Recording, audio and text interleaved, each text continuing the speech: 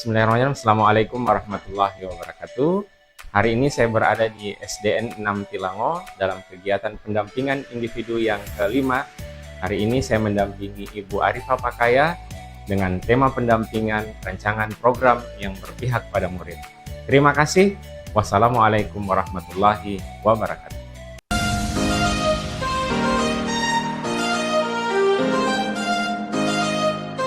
Bismillahirrahmanirrahim. Assalamualaikum warahmatullahi wabarakatuh, Ibu. Waalaikumsalam warahmatullahi wabarakatuh, Pak. Apa kabar hari ini, Bu Arifah? Alhamdulillah sehat. Sehat ya? Ya, alhamdulillah masih Alhamdulillah. sehat, Pak ya.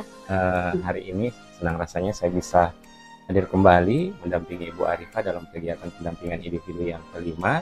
Baik Bu, sebelum saya memulai pendampingan, perlu saya sampaikan mengenai tema pendampingan individu yang kelima ini, Ya. yaitu rancangan program yang berpihak pada murid. Kemudian fokus pendampingannya itu ada 4. Yang pertama, penerapan aksi nyata di modul 3.1, Ya. pengambilan keputusan berbasis nilai-nilai kebajikan seorang pemimpin.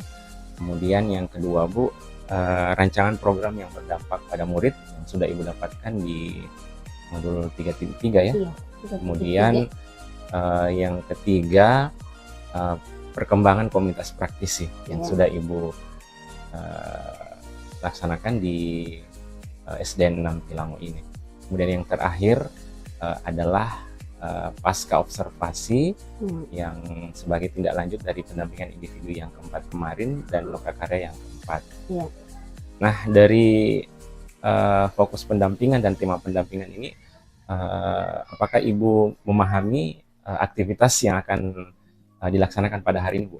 Alhamdulillah memahami, Pak. Memahami ya? Iya. Ada yang ingin ditanyakan, Bu? Pas. Ya. Ya. Baik, Ibu Arifah, sebelum masuk ke fokus pendampingan, saya ingin merefleksi dulu, Bu, terkait dengan yang pertama, apa saja proses yang sudah berjalan selama 1 bulan terakhir ini, Bu, bisa diceritakan? Ya, alhamdulillah selama 1 bulan ini kita sudah berada pada modul 3, yakni 3.1 tentang pengambilan keputusan. Kemudian yang kedua adalah aset-aset sekolah, kemudian yang terakhir pada 3.3 itu adalah program sekolah. Itu yang sudah berjalan selama 1 bulan terakhir. Nah, kemudian Bu, mengenai pendampingan individu yang keempat kemarin, saya ingin menanyakan refleksi atau rencana tindak lanjut dari pendampingan individu yang keempat itu, karena di pendampingan individu yang keempat adalah kegiatan observasi di dalam kelas ya, yang berbasis supervisi akademik berbasis coaching. Iya. Di situ ada kegiatan pra observasi, kemudian ada kegiatan observasi dan pasca observasi. Iya. Nah, apakah Ibu sudah melakukan kegiatan tersebut, Bu? Sudah, Pak. Bahkan pasca sudah saya mulai, tetapi kan untuk tugasnya itu kan harus didampingi oleh pengajar praktik. Saya sudah melakukan pendampingan pra, bahkan observasi di dalam kelas juga sudah, dan pasca juga sudah, tetapi untuk lebih afdolnya ya didampingi oleh Bapak pengajar praktik. Siap, Masya Allah. Apakah selama proses pendampingan itu Ibu juga mendampingi rekan sejawat itu dalam proses penyusunan RPP? Iya, ada. Kan waktu itu sebelum menyampaikan ke dia bahwa kan ada pendampingan pada proses pembelajaran, saya sudah berkomunikasi dengan beliau. Katanya dia sudah siap, bahkan materi yang akan dia bawakan, sampai pada materi yang akan dia bawakan itu sudah disampaikan juga. Kemudian dalam penyusunan RPP, kira-kira materi apa yang akan dibawakan, ada tujuannya, terus langkah-langkah pembelajarannya seperti apa, apakah dalam RPP itu menggunakan TSE juga sudah saya beritahukan. Kemudian ada diferensiasi, sudah saya sampaikan. Sudah ya, Masya Allah. Berarti sudah ditindaklanjuti dari pendampingan individu yang sebelumnya, Bu. Iya. Ya, baik, Bu. Yang berikut, hal-hal yang dianggap sebagai capaian selama 1 bulan terakhir, Bu, berdasarkan jurnal pemantauan pembelajaran daring sama dengan fasilitator yang di RMS, Bu. Bisa diceritakan hal yang dianggap sebagai capaian? Ya, hal-hal yang dianggap sebagai capaian dalam dalam 1 bulan terakhir, Ya, khususnya dalam dalam 1 pembelajaran bulan daring. terakhir CGP dapat melaksanakan tugas-tugas sebagai guru penggerak, di mana dalam 1 bulan terakhir itu kita langsung mengeksekusi atau langsung mengadakan aksi nyata pada rekan sejawat tentang modul-modul yang ada di 1 bulan terakhir, terutama dalam pengambilan keputusan, kemudian mengidentifikasi aset-aset yang ada di sekolah, kemudian rancangan-rancangan program yang dibuat ataupun masih akan dirancang. Terima kasih Bu, saya sangat mengapresiasi dan mengucapkan terima kasih telah berbagi praktik baik yang sudah dilakukan di dalam pembelajaran daring maupun pembelajaran luring yang Ibu laksanakan di SDN 6 Tilango ini.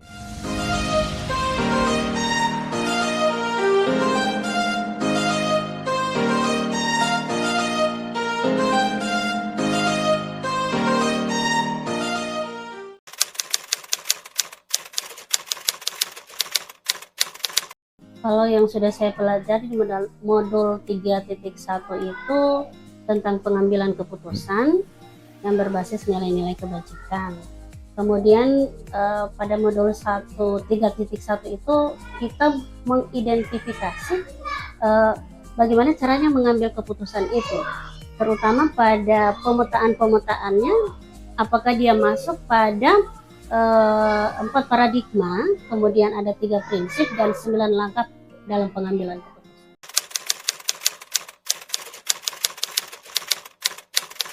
Ya, dalam mengambil memetakan pengambilan keputusan itu antara rujukan moral dengan dilema etika, itu memang sangat berpengaruh sekali kepada kita sebagai guru. Ketika itu seperti yang saya katakan tadi, ketika itu melaksanakan dilema etika itu harus memang benar-benar dilaksanakan, karena di situ dia termasuk pada 4 paradigma ya. Yang pertama itu ada nilai-nilai kebajikan yang berdasar pada cinta dan kasih sayang. Kemudian ada keadilan, kebebasan, persatuan, toleransi, dan tanggung jawab. Nah, untuk rujukan moral pastinya ini benar dan salah. Kita menerapkan yang benar tetapi ada salahnya juga. Iya, makanya kita sangat berpengaruh dalam pengambilan keputusan ketika kita hendak mengambil yang terakhir ini rujukan moral, karena itu tidak benar adanya. Karena ketika mengambil suatu keputusan yang harus ditegakkan, nah itu salah, atau melihat dia sudah pada jalur yang tidak baik ya, kita sebagai pemimpin itu kita mengikuti dia bagaimana dengan orang lain, pastinya akan berpengaruh terhadap orang lain.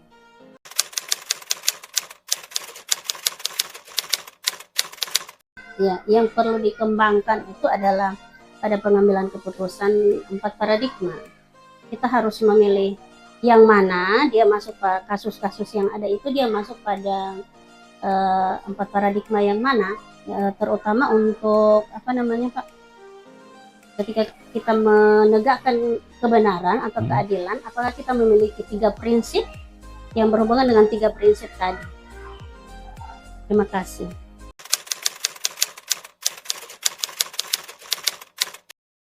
Yang mendukung keberhasilan nanti ya tentunya melalui komitmen dan konsisten yang ada pada diri kita untuk dalam menjalankan pengambilan keputusan itu. Kita kan harus komitmen, ya kan?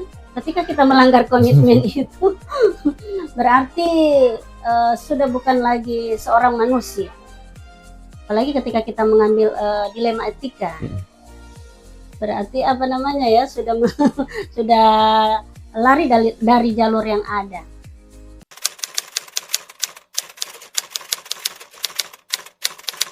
Sudah.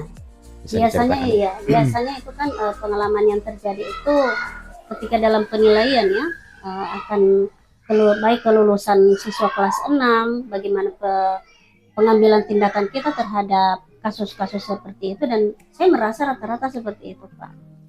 Kemudian untuk rekan sejawat ada yang tidak mau berkolaborasi dalam pengambilan keputusan, itu juga menjadi tantangan buat kita yang ada di sekolah ini. Kemudian untuk penilaian itu kan, ketika kita memberikan nilai yang di bawah standar, itu berpengaruh pada sekolah kita nanti. Sedangkan bagaimana nantinya ketika anak ini dia seperti kasus-kasus yang sudah terjadi pada modul-modul itu kan kita sudah membaca ada ya mereka sudah mendaftar di perguruan tinggi sementara nilai-nilai yang ada di sekolah itu merosot di bawah. Bagaimana kita sebagai pemimpin untuk menangani hal ini? Berarti kita masuk pada dilema etika.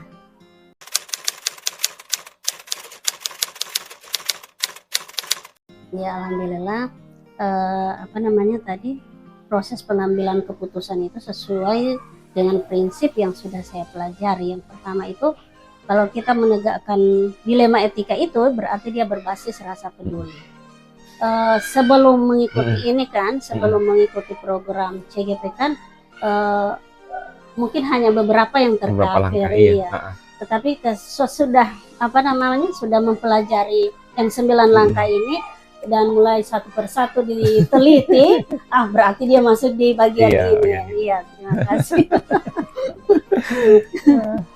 Tinggal Pak ya, tinggal menyocokkan kasus itu berada pada langkah apa ya?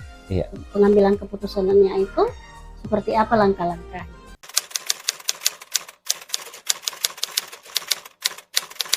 Ya, kalau menurut saya yang perlu dikembangkan itu adalah upaya-upaya yang dapat meningkatkan proses pengambilan keputusan. Pertama itu berupa mengidentifikasi masalah. Apakah masalah itu cenderung ke dilema etika atau cenderung kebujukan moral.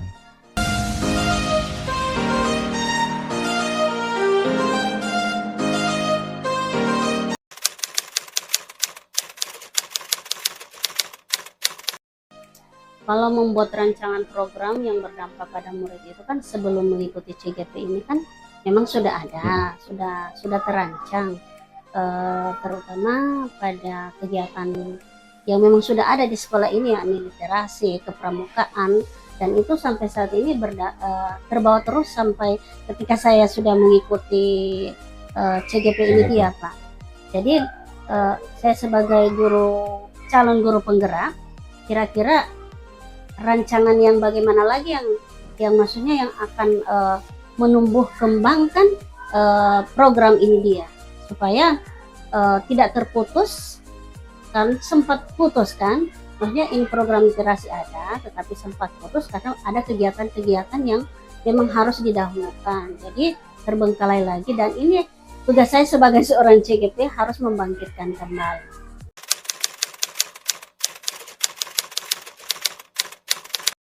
Kalau sebelum itu kan memang sudah ada pada tiap pekan itu sudah ada jadwalnya, setiap pekan itu melaksanakan literasi terutama di halaman sekolah. Itu sebelum pembelajaran itu peserta didik dikumpulkan di lapangan, kemudian setiap wali-wali kelas itu memberikan buku yang mereka akan baca. Seperti itu di sini Pak.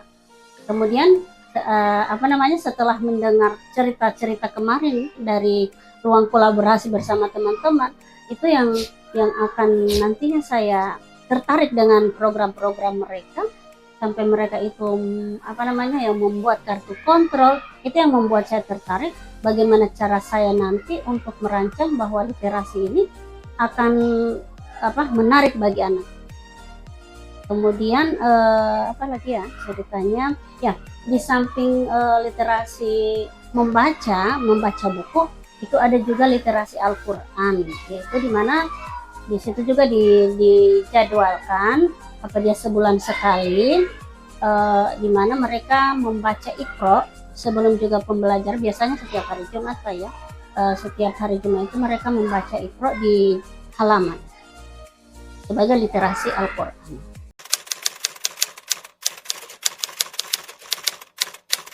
Alhamdulillah Pak, setiap program yang lahir dalam diri ini atau dari hati nurani yang paling dalam selalu diungkapkan kepada kepala sekolah, dan nantinya itu kan kepala sekolah selalu mendukung atau memotivasi program-program yang dibuat oleh saya.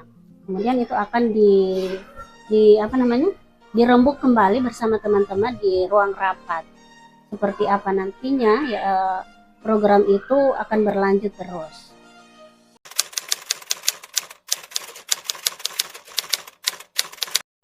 Saya butuh dukungan, yang saya butuhkan itu dukungan dari teman-teman, Dukungan dari utamanya teman. ya, untuk menjalankan proses program yang akan kita buat itu kan butuh dari mereka. Kalau cuma saya ingin menjalankan ya otomatis pincang, Pak.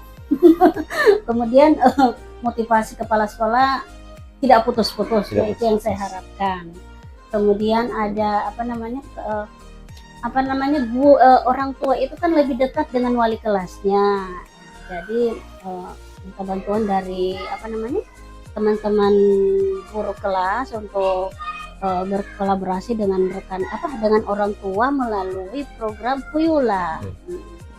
Untuk paguyuban saya juga sudah sampaikan kepada kepala sekolah dan sudah mengundang komite juga kan waktu itu pembentukan paguyuban. Alhamdulillah itu sudah diiyakan oleh komite. Tapi untuk pelaksanaan selanjutnya ini itu harus diketuk lagi, Pak. Karena kenapa ini belum jalan, itu yang menjadi tantangan buat saya itu, kenapa ini belum jalan. Nah, sementara itu kan kemarin itu Bapak kasihan sakit, jadi sempat terhenti programnya. Jadi insya Allah ini sudah sehat, insya Allah akan diketuk kembali dan bekerja sama dengan teman-teman, karena setiap kata yang keluar itu kan lebih ke pemangku kebijakan sekolah.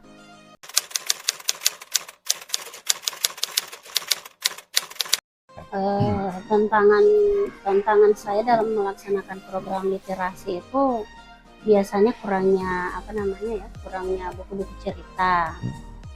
Kemudian kalau di sini itu Pak, buku-buku cerita itu yang menarik bagi anak itu masih kurang.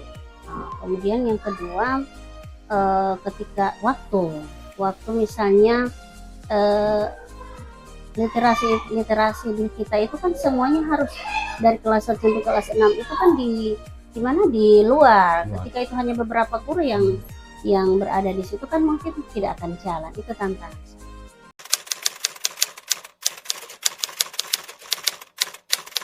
Ya tentunya untuk menghadapi tantangan tersebut, solusinya itu kembali mengeluh ke kepala sekolah bagaimana nantinya program literasi itu berjalan dengan baik. Kemudian dengan guru-guru lagi, bagaimana mereka itu bisa bersama-sama untuk menerapkan hal ini, karena semua itu tergantung dari kepala sekolahnya.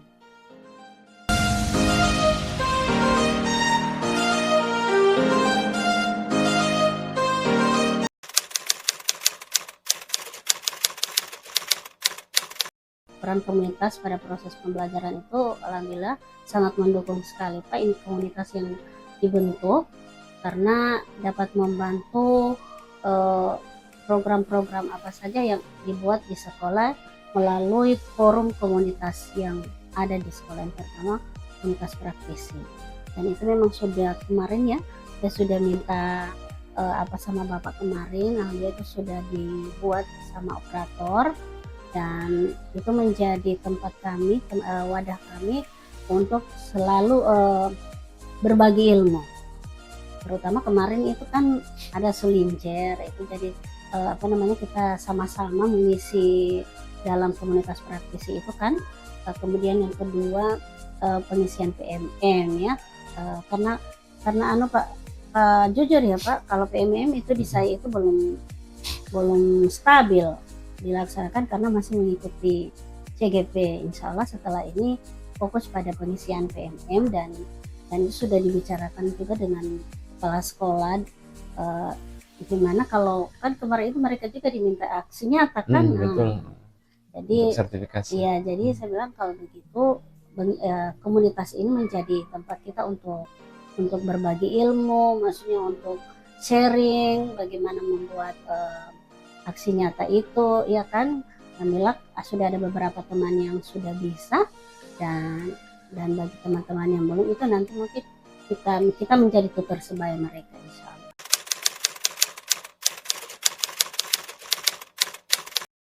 Hal yang menyenangkan bagi saya itu saya bisa bisa berbagi bersama teman-teman, menambah wawasan, pengetahuan dalam forum komunitas yang sudah dibentuk.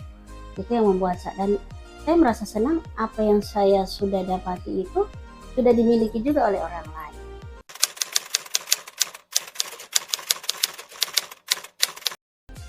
Tentunya rencana saya nanti tidak akan putus menjalankan hal ini dan tetap akan menjalankan sesuai apa yang saya dapati. Pasti ada sorotan ketika itu berhenti. Loh, kok CGP itu masa begitu? Ya kan, karena saya pengalaman kemarin itu kan ada CGP, tapi tidak mereka diam, tidak mengembangkan itu jadi sorotan. Oh, bagaimana ini CGP? Bagaimana ini CGP? Jadi itu menjadi tantangan buat saya ke depan. Jadi komunitas ini jangan putus di hanya sementara melakukan guru penggerak atau pendidikan di guru penggerak ini, tetapi sampai kapan kita bertugas ya, selama masih diberi SK itu menjadi tanggung jawab kita.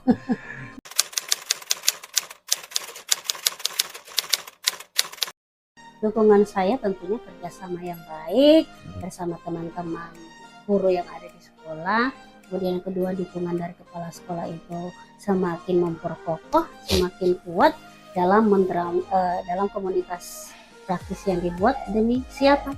Tentunya demi peserta didik yang ada di SDN 6 Tilango untuk mentransformasikan pendidikan yang ada di SDN.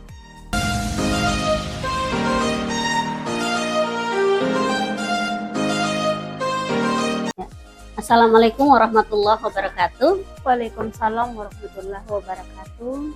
Apa kabar hari ini Ibu Linda? Alhamdulillah baik. Ya, alhamdulillah sehat. Semoga kita berada di ruangan ini dalam keadaan sehat walafiat. Amin. Ya. Kebetulan Ibu Linda hari ini saya didampingi oleh pengajar praktik dan pendampingan ini memiliki tujuan. Ya. Tujuan pendampingan ini adalah di mana hari ini adalah lanjutan dari tugas saya, yaitu mengobservasi Ibu Linda pada proses pembelajaran kemarin. Kemarin saya sudah melakukan pra-observasi dan sudah bercakap-cakap dengan Ibu Linda. Kemudian dilanjutkan pada proses pembelajaran di kelas. Saya sudah mengamati Ibu Linda juga. Dan hari ini adalah pasca observasi, dan pada pasca observasi ini pada tugas saya itu saya didampingi oleh pengajar praktik. Nah, Ibu Linda, mohon maaf kembali, apakah Ibu Linda sudah siap untuk saya observasi? Insya Allah sudah siap. Oke, insya Allah siap Bu Linda ya. Baik Bu Linda, saya menggali kembali pada percakapan kita di pra observasi itu, atau pada proses pembelajaran kemarin. Kira-kira materi apa yang Ibu Linda bawakan pada proses tersebut? Ya, terima kasih. Materi yang saya bawakan pada pembelajaran kemarin yakni simbol sila Pancasila. Simbol sila Pancasila. Nah, berarti pada proses materi itu tersebut ada tujuan pembelajaran yang hendak dicapai. Kira-kira apa itu? Ya. Yang pertama yang menjadi tujuan pembelajaran yang saya ingin capai, yang pertama melalui kerja kelompok, siswa mampu mengidentifikasi bunyi sila ketiga Pancasila. Yang kedua, melalui kegiatan menyusun gambar, siswa mengetahui lambang sila ketiga Pancasila. Oke. Berarti tujuan yang pertama itu peserta didik ya bisa mengetahui bunyi sila ketiga Ya, melalui identifikasi ya. iya, Kemudian yang kedua melalui menyusun gambar serta didik dapat memahami lambang sila ketiga. Seperti itu Bu ya. iya. Oke. Baik Bu Linda, pada pembelajaran kemarin mungkin ada ya area-area pengembangan yang hendak Ibu ingin capai pada fokus pembelajaran kemarin. Ya, yang pertama area pengembangan yang saya ingin capai pada pembelajaran kemarin yang dilaksanakan, yang pertama ingin mengelompokkan siswa berdasarkan pengetahuan mereka dengan mengelompokkan pembelajaran yang bersifat diferensiasi, emosional, dan memiliki kompetensi sosial. Oke. Berarti area pengembangannya itu pada pengerjaan kelompok ya, pada langkah-langkah pembelajaran yaitu di area pengerjaan kelompok, kemudian kemampuan sosial emosionalnya dan berdiferensiasi seperti itu Bu Linda ya. Sebelum Ibu Linda tampil pada proses pembelajaran kemarin itu saya sudah menanyakan skala sebelum tercapainya Ibu dalam proses pembelajaran. Kemarin itu Ibu Linda sudah mengungkapkan bahwa skala yang dicapai Ibu Linda itu bisa diulangi kembali Bu. Ya. Terima kasih. Skala yang saya ingin capai pada proses pembelajaran sebelumnya berkisar antara 70 sampai 80. Oke. Nah, setelah pembelajaran insya Allah nanti saya akan kembali menggali apakah skala yang Ibu Linda miliki apa meningkat atau menurun. Sebentar akan saya sampaikan Bu ya. Oke, baik Bu Linda, kita lanjut saja pada pasca. Nah, setelah Ibu Linda melaksanakan kegiatan proses pembelajaran di kelas kemarin, bagaimana perasaan Ibu Linda saat itu? Alhamdulillah, pada saat proses pembelajaran sudah berjalan dengan baik, hati saya menjadi lega dan senang. Ya, alhamdulillah ketika kita membayangkan ya pembelajaran kemarin dengan seru-serunya dan alhamdulillah sudah sudah selesai dan membuat Ibu Linda senang karena tugas ya, maksudnya kesiapan Ibu Linda untuk mendampingi saya sebagai CGP sudah selesai. Tetapi masih ada lanjutannya di pasca observasi ya Bu Linda ya. Oke, baik Bu Linda ya, kita lanjut. Kira-kira hal apa yang sudah baik dan masih perlu dikembangkan pada kegiatan proses pembelajaran kemarin? Oke, terima kasih. Hal yang masih perlu diperbaiki pada proses pembelajaran kemarin yakni ada siswa yang pada pengerjaannya ingin menguasai sendiri, padahal pada saat pengerjaan kegiatan tersebut dikerjakan secara berkelompok. Iya. Kemudian hal-hal yang saya perlu berikan apresiasi kepada siswa pada saat mereka mengerjakan adalah kerjasama mereka dalam mengerjakan tugas yang diberikan. Iya, berarti ada kelebihan dan ada kekurangan atau kelemahan dan kelebihan ya, sebagai manusia biasa Bu Linda ya, tetap pasti ada kekurangan. Iya, katakanlah manusia itu tidak sempurna. Walaupun kita sudah berusaha semaksimal mungkin masih ada kekurangan. Iya, alhamdulillah kemarin saya juga sudah menyaksikan Ibu Linda bagaimana dengan kekurangan yang Ibu Linda sampaikan tadi, masih ada satu orang siswa yang keakuannya itu sangat ego ya, orangnya memang maunya dia yang ingin ya, ketika dia tidak mau bekerja kelompok. Tetapi pada kelebihannya atau pada yang sudah baik itu, dan ternyata ya ketika dia mengharapkan segala sesuatu itu menjadi baik, akhirnya dia sudah bisa bekerja sama dengan teman-temannya dalam mengerjakan tugas kelompok.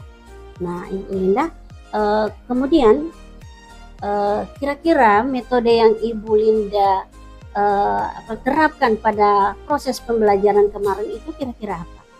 Ya, terima kasih. Metode yang saya terapkan pada pembelajaran kemarin, yang pertama adalah tentunya saya ceramah dulu. Iya. Kemudian setelah saya memberikan materi, kemudian saya tanya jawab kepada siswa. Yang berikut, setelah saya tanya jawab, saya berikan tugas kepada siswa bahwa mereka itu berpikir tingkat tinggi dalam menyusun gambar acak yang saya berikan kepada mereka. Ya, Masya Allah sekali Bu Linda ya. Berarti Ibu Linda pada proses pembelajaran kemarin itu Ibu Linda sudah menggunakan beberapa metode ya. Metode ceramahnya ada, kemudian ada tanya jawabnya, kemudian ada tugas-tugas kelompok ya yang meningkatkan keterampilan berpikirnya melalui HOTS ya. Oke. Saya merasa itu pada C6 ya. Ya, sudah bisa berpikir HOTS. Mengaplikasikan gambar. Oke. Kemudian Ibu Linda strategi ya, sebelum Ibu Linda melaksanakan metode pada proses pembelajaran itu ada strategi-strategi yang Ibu siapkan ketika akan memulai proses pembelajaran. Ya, terima kasih. Yang pertama, strategi pembelajaran yang saya jalankan pada proses pembelajaran kemarin, tentunya yang pertama menyiapkan RPP. Kemudian yang kedua, saya menyiapkan media yang saya gunakan baik guru dan murid. Kemudian yang ketiga, saya melalui kerja kelompok, saya mengelompokkan siswa berdasarkan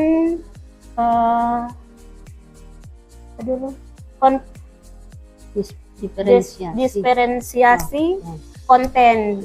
Yang berikut saya menerapkan kompetensi sosial emosional. Oke, baik Bu Linda ya. Sangat luar biasa loh Bu strategi yang Ibu gunakan ketika akan memulai pembelajaran di kelas, dan alhamdulillah saya juga sudah mengamati kemarin dan itu berjalan sesuai apa yang Ibu Linda sampaikan, yaitu yang pertama tersedianya RPP yang Ibu Linda pakai, kemudian ada media guru juga dan media murid, yaitu yang menghasilkan satu produk ya, sehingga pada proses pembelajaran kemarin itu sudah lengkap, sudah ada diferensiasi konten, kemudian ada diferensiasi prosesnya dan juga ada diferensiasi produknya. Sudah ketiga-tiganya kemarin itu sudah saya lihat sudah ada. Alhamdulillah Bu Linda ya. Kemudian Ibu Linda kira-kira dalam menangani ya, seperti Ibu Linda sampaikan tadi itu ada satu orang anak ya, ketika apa yang akan dilakukan oleh Ibu Linda untuk menangani ketika anak berbuat seperti itu? Ya, terima kasih. Saya menangani siswa yang egonya terlalu tinggi. Saya jadikan dia sebagai ketua kelompok, sehingga dalam pengerjaan itu segala sesuatunya katanya ketua yang harus mengerjakan. Jadi teman-teman yang lain membantunya, sehingga pada saat pengerjaan kelompok dia menjadi aktif bersama teman-teman. Wah, luar biasa Bu Linda ya. Berarti dalam menangani kasus-kasus seperti itu Ibu Linda menjadikan dia sebagai media ya, sebagai media utama, menjadi ketua kelompok ya, ketua kelompok, sehingga dia benar-benar bertanggung jawab terhadap tugasnya ini ya, dan alhamdulillah dia sudah bisa sudah bisa menyelesaikan tugasnya tersebut. Baik Bu Linda, kemarin juga Ibu Linda sudah pada skala 60 dan 70 dan 80 ya. Nah, setelah proses pembelajaran yang Ibu Linda lakukan kemarin itu, apakah ada peningkatan atau bagaimana itu Bu Linda? Bisa diceritakan? Ya, terima kasih. Pada proses pembelajaran kemarin, skala yang saya capai pertama berkisar antara 70 sampai 80. Setelah saya memberikan materi tentang simbol sila Pancasila dan saya mengamati skala tersebut meningkat. Hal ini dibuktikan dengan pengerjaan tugas kelompok. Tinggal satu kelompok yang tidak bisa mengerjakan tugas yang saya berikan. Makanya dari peningkatan itu saya berkisar antara 80 sampai 90. Berarti proses pembelajarannya ada peningkatan, Bu Linda ya. Bagaimana dengan skala yang ada pada diri Bu Linda? Kalau yang tadi itu kan pada murid ya, keterampilan yang dimiliki murid pada skala pemahaman mereka. Dan bagaimana dengan Ibu Linda sendiri? Ya, terima kasih. Kalau dengan saya sendiri, saya sudah berusaha semaksimal mungkin menampilkan yang terbaik untuk diberikan kepada peserta didik. Oke, terima kasih Bu Linda. Dan apakah Ibu Linda dalam tahap-tahap selanjutnya, kira-kira apa yang akan Ibu Linda kembangkan untuk pembelajaran lebih lebih lengkap seperti itu, Bu Linda? Ya, terima kasih. Saya akan meningkatkan pembelajaran ini dengan berbagai metode yang saya gunakan, media yang menarik yang saya gunakan agar pembelajaran tidak monoton kepada siswa. Kemudian saya akan memberikan pembelajaran yang lebih menantang kepada siswa. Oke. Nah, Ibu Linda, apakah itu sudah termasuk pada rencana tindak lanjut? Ya, itu sudah termasuk pada tindak lanjut. Iya, oke, berarti rencana tindak lanjut yang akan Ibu Linda sampaikan berarti akan menampilkan poin-poin menarik ya, pembelajaran yang menarik bagi siswa itu sendiri agar mereka lebih fokus, lebih menantang ya. Agar mereka tidak bosan dengan materi yang tidak memiliki media yang indah, yang menarik. Oke, terima kasih Bu Linda. Dan kemarin juga saya sudah mengamati Bu Linda, sudah sudah ada is breakingnya ya. Ya, pada langkah-langkah pembelajarannya itu saya sudah melihat ada tujuan, ada berdoa, kemudian ada is breakingnya, ada KSE-nya, kemudian masuk pada apresiasi tujuan, kemudian ada langkah-langkahnya sesuai dengan diferensiasi. Dan tadi Ibu Linda sudah menampilkan atau kemarin ya Ibu Linda sudah pada proses diferensiasi konten, itu sudah ada, sudah lengkap. Saya juga sudah mengamati itu dan alhamdulillah melihat dari skala yang dicapai oleh Ibu Linda dan peserta didik itu sudah ada peningkatan dari 70 ke 80 dan berkisar setelah melakukan proses pembelajaran itu berkisar antara 80 sampai 90%. Ya, Ibu Linda ya. Bu Linda, apakah hal ini akan bisakah Ibu Linda dapat menyampaikan ke teman-teman ini, teman-teman yang ada di sekolah kita ini tentang pembelajaran seperti apa yang Ibu Linda laksanakan? Ya, terima kasih. Atau berbagi praktik baik.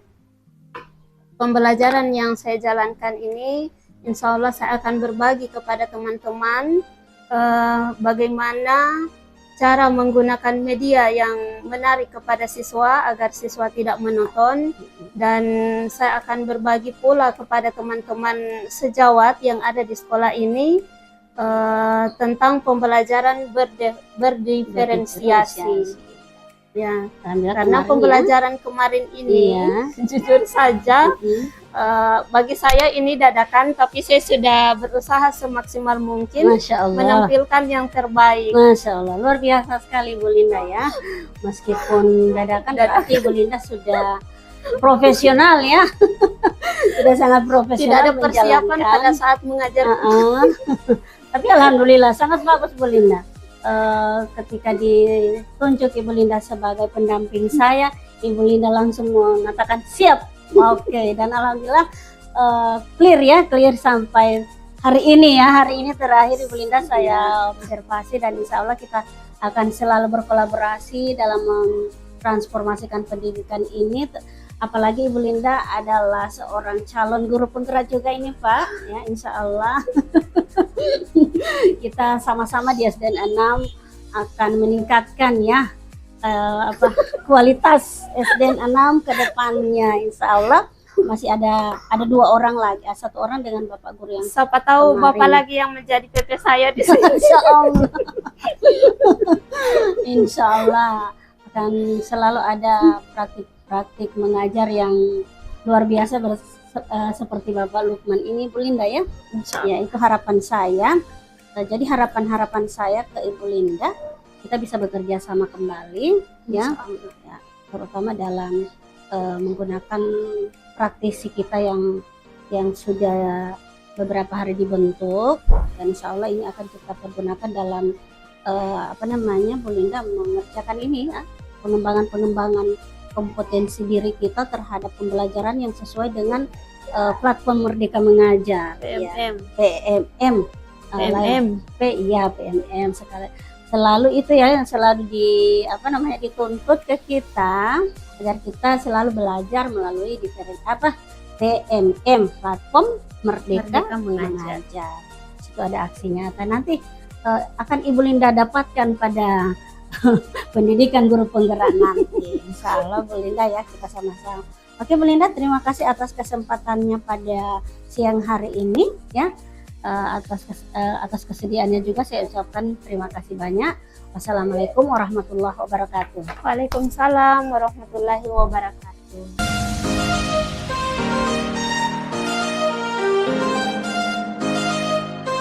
Oke, terima kasih Bu Arifah. Kita melaksanakan refleksi terhadap proses pendampingan pada hari ini, Bu.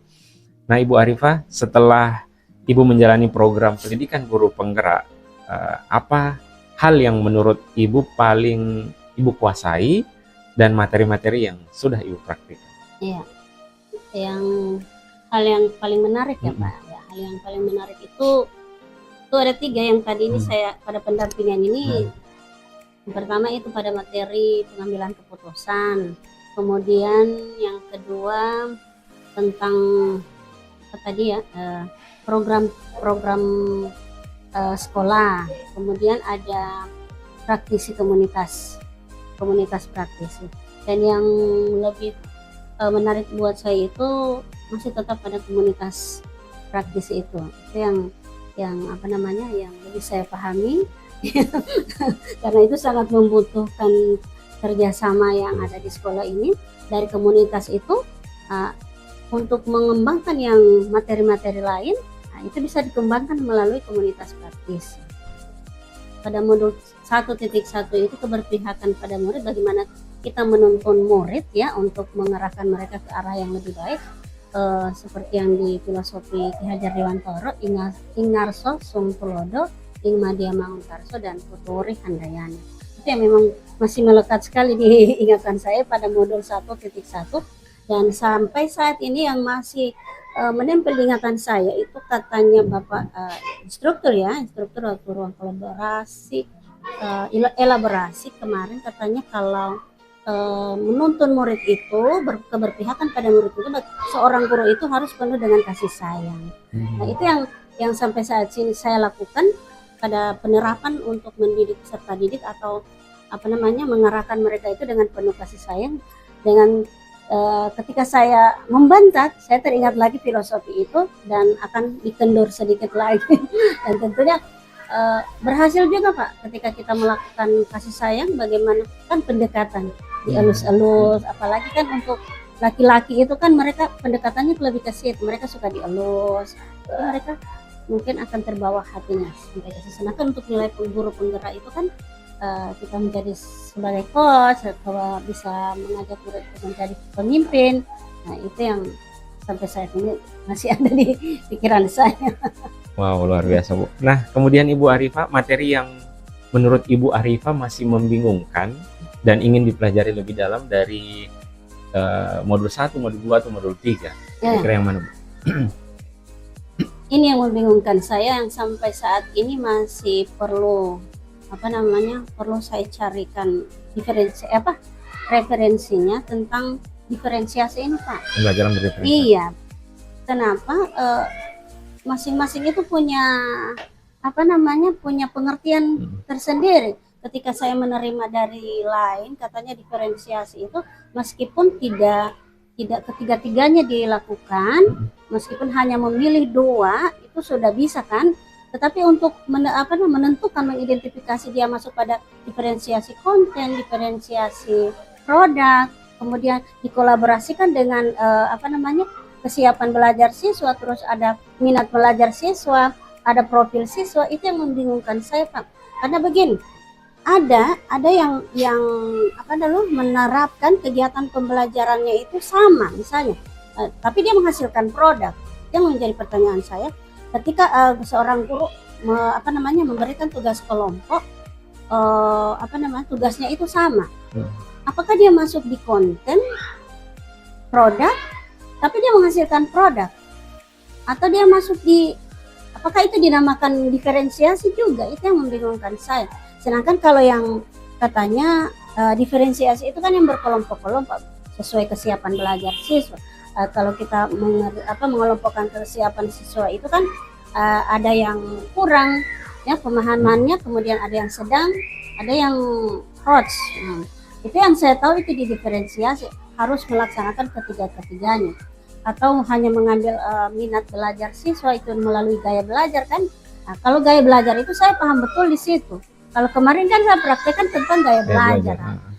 Tetapi itu Pak yang membingungkan saya, itu yang ketika mereka hanya itu seperti saya dengar dari sebelah itu katanya tidak bingung kan menerapkan ketiga-tiganya, diferensiasi konten, kemudian ada prosesnya, ada apa.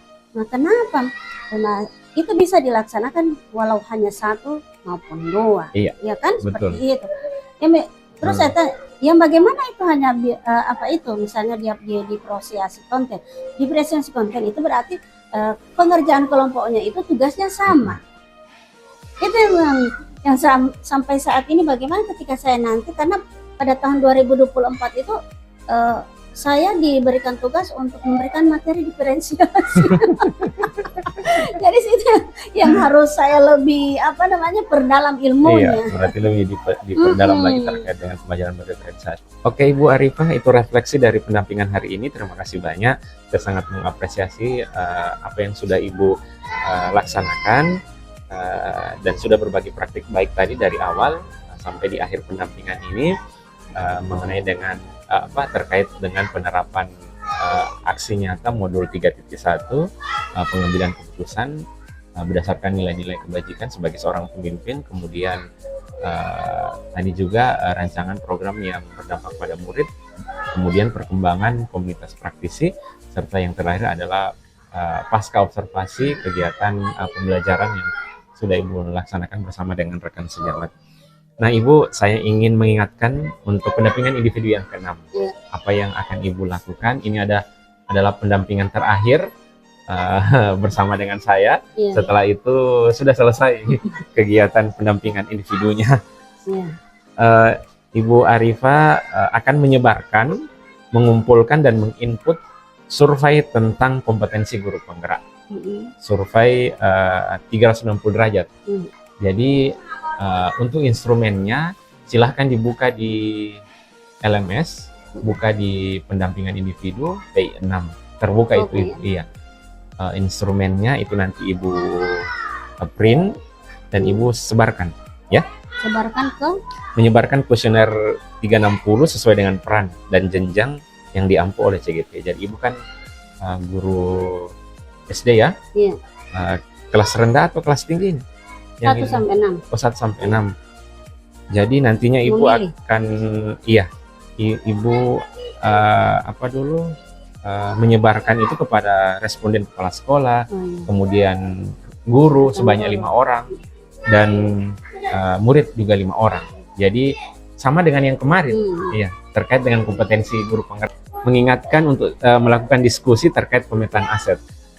Ya, ini yang Ibu akan lakukan. Pelaksanaannya itu sebelum PI6 dilakukan, seminggu sebelum PI6 silahkan melakukan kegiatan ini.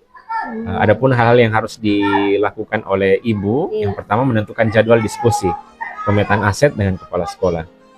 Ada 7 aset itu yang nanti akan ibu Berkaitan dengan diskusikan. aksi nyata itu mungkin. Iya, mungkin ada katanya dengan aksi nyata 3.2 itu. Kita tutup. Kemudian mengundang aktor, baik itu kepala sekolah, guru, murid, orang tua, tokoh setempat, dan perwakilan gender yang terlibat dalam diskusi. Artinya Kayak ada komite, komite gitu ya. sekolah. Tetap ibu hadirkan. Tapi didampingi pengajar praktik itu atau belum? Kalau di sini belum. Belum ya? Iya, Meniti belum. hasilnya ya, nanti yang hasilnya akan. nanti Iya. wawancara. Kemudian membuat notulen. Ada notulen hasil diskusi, mengambil foto kegiatan, dan mengumpulkan hasil pemetaan. Oke, terima kasih banyak atas waktunya Ibu Arifah. Semoga kita semua dalam keadaan sehat walafiat untuk menghadapi Lokakarya yang ke-5 di hari Sabtu depan. Iya, tanggal 28 Oktober 2023. Terima kasih banyak atas waktunya Bu Arifah ya. Terima kasih sama-sama Pak. Iya, saya akhiri. Wassalamualaikum warahmatullahi wabarakatuh. Waalaikumsalam warahmatullahi wabarakatuh.